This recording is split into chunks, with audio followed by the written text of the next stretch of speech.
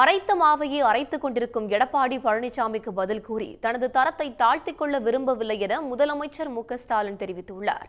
முதலமைச்சரின் டெல்லி பயணம் குறித்த எடப்பாடி பழனிசாமியின் விமர்சனங்களுக்கு அவர் காட்டமாக பதிலளித்துள்ளார்.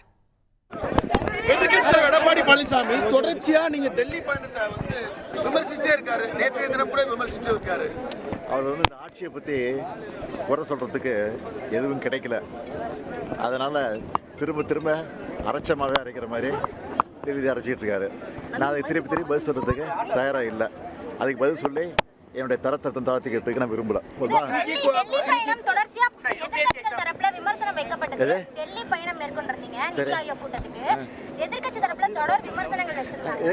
தெளிவாக சொல்லிட்டாருமா, வெள்ளைக்கொடி விட நான் போறேன்னு சொன்னாரு.